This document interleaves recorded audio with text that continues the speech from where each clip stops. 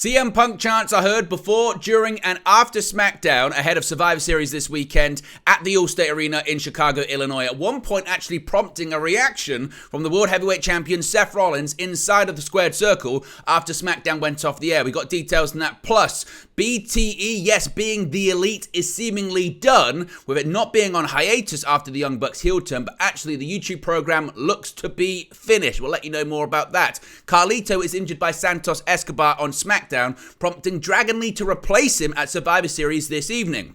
Kevin Owens returns from suspension and teams up with LA Knight against A-Town Down Under on SmackDown. Ridge Holland abandons Butch during a tag team match on the show. An update on Cole Carter's injury that he suffered at a recent Ring of Honor taping. Corey Graves returns to SmackDown commentary after returning from paternity leave. A Ring of Honor Pure Championship match is announced for Rampage, going head-to-head with Survivor Series tonight. Plus, it looks like AEW All In London will have a different staging next year.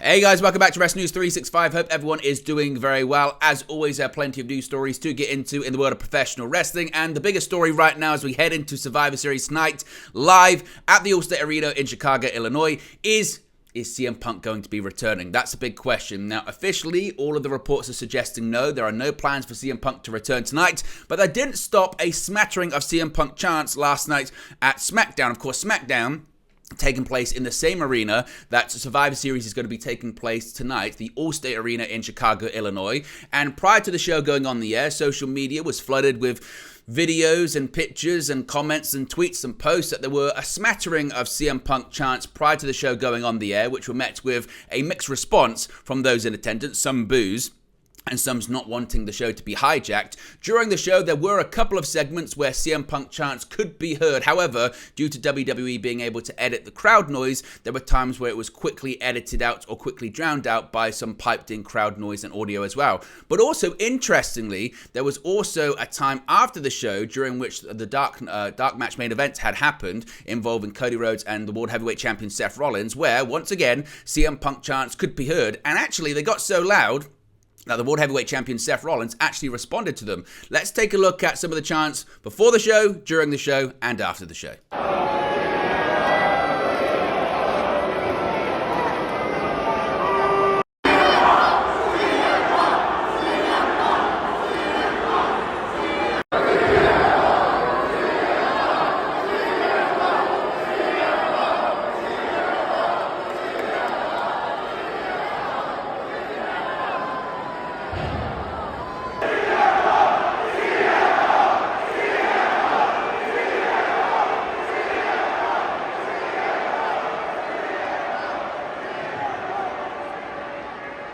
We're kind of at a loss what to do here. We're at an impasse.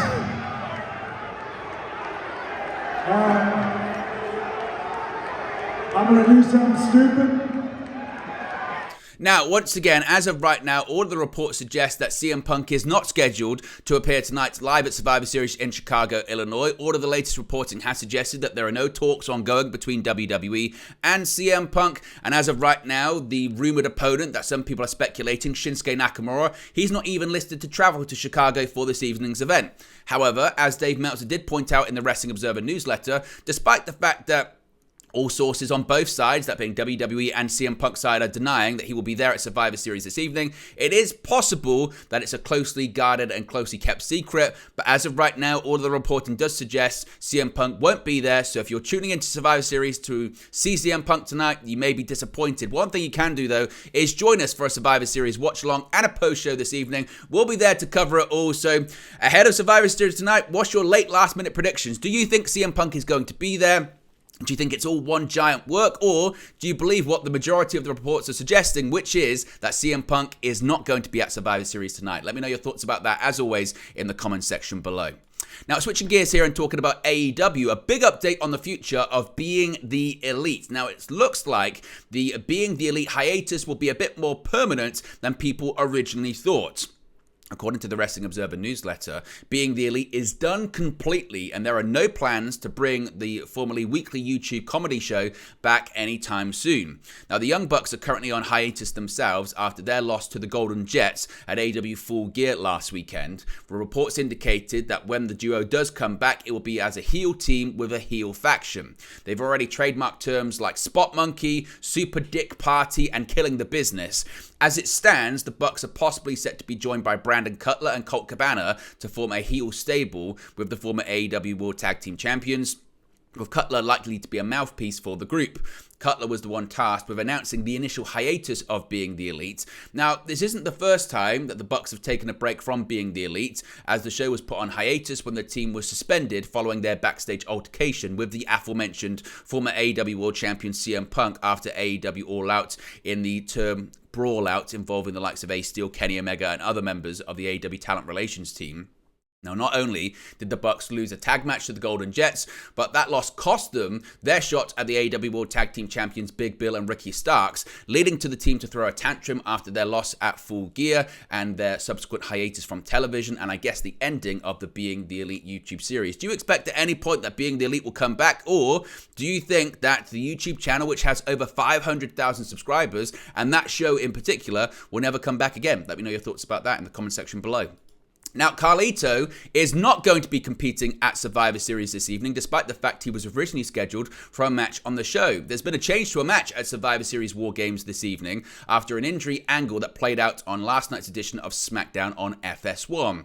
After Santos Escobar went on a tirade against Rey Mysterio, whom Escobar injured and put on the shelf, on last week's episode of the show, Carlito this week headed out to the ring to address his upcoming match with his former LWO teammate.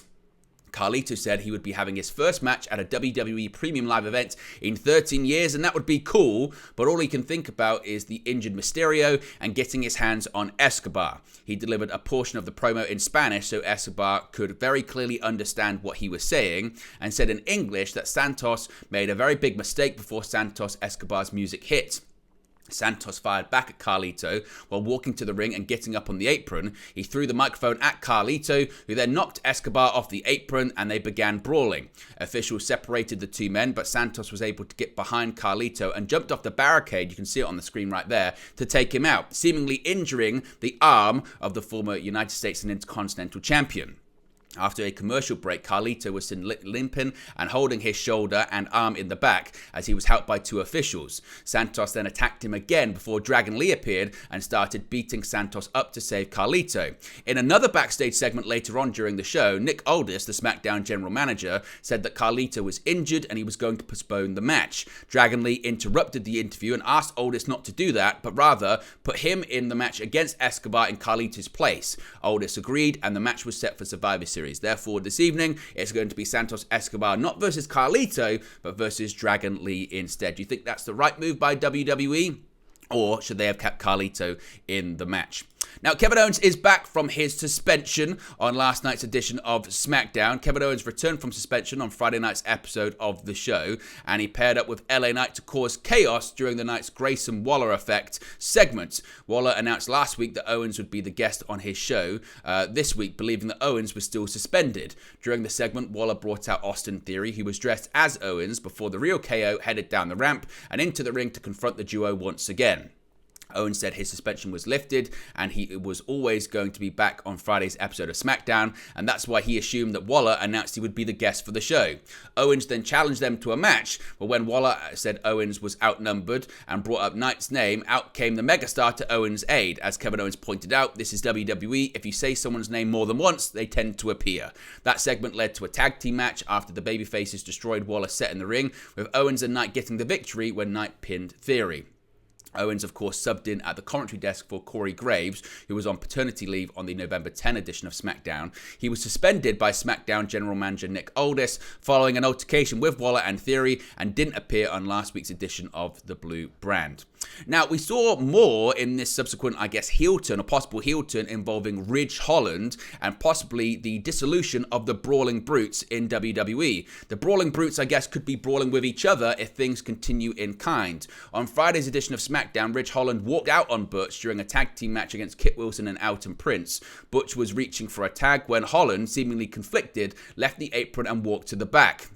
Butch seemed to be motivated by the betrayal, bringing the fight to Pretty Deadly members, but was quickly overtaken with a crucifix pin, costing the former NXT UK champion the match. The betrayal comes 1 week after Butch accidentally kicked Holland in a triple threat tag team match to determine the number one contender for the undisputed WWE Tag Team Championships, which led to Holland abandoning Butch, leading to the Street Profits winning the title opportunity. Of course, it was then last night on SmackDown that title match in question did take place. Unfortunately, though, for the Street Profits, we didn't see new tag team champions as the Judgment Day managed to successfully retain their tag team titles.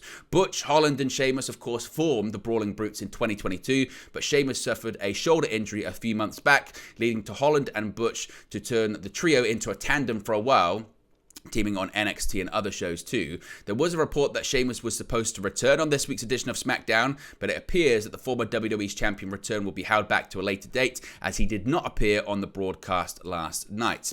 Now, switching gears here, let's talk a little bit about Ring of Honor and Cole Carter, because he had a bit of an injury scare after Dynamite this week. Following this week's AEW Dynamite, the Ring of Honor taping saw Cole Carter suffer a scary injury mid-match. As chronicled by Dave Meltzer during this week's Wrestling Observer newsletter, Carter teamed with Griff Garrison against Matt Sydal and Christopher Daniels during the tapings, which are set to air next week.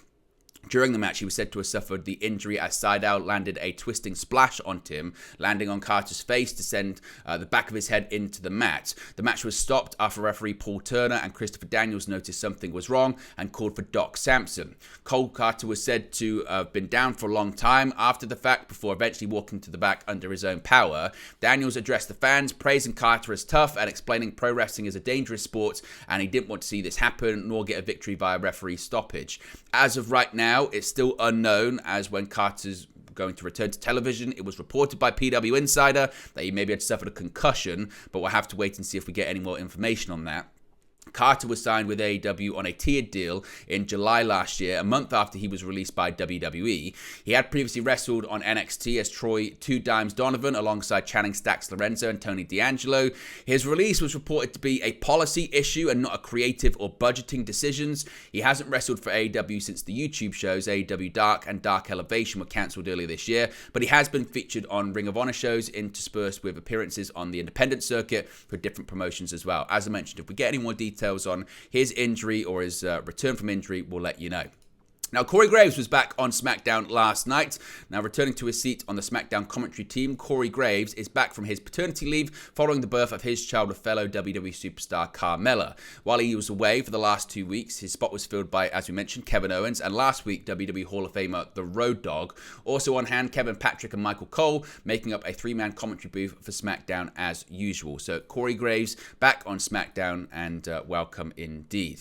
Now, of course, SmackDown was last night at the Allstate Arena in Chicago, as will be Survivor Series tonight, but it will be going head-to-head with a 3-hour block of AEW programming, AEW Collision, as always, live 8 to 10 Eastern on TNT, but also will be a special edition of AEW Rampage this week, as it was moved from Friday to Saturday due to NHL coverage on TNT.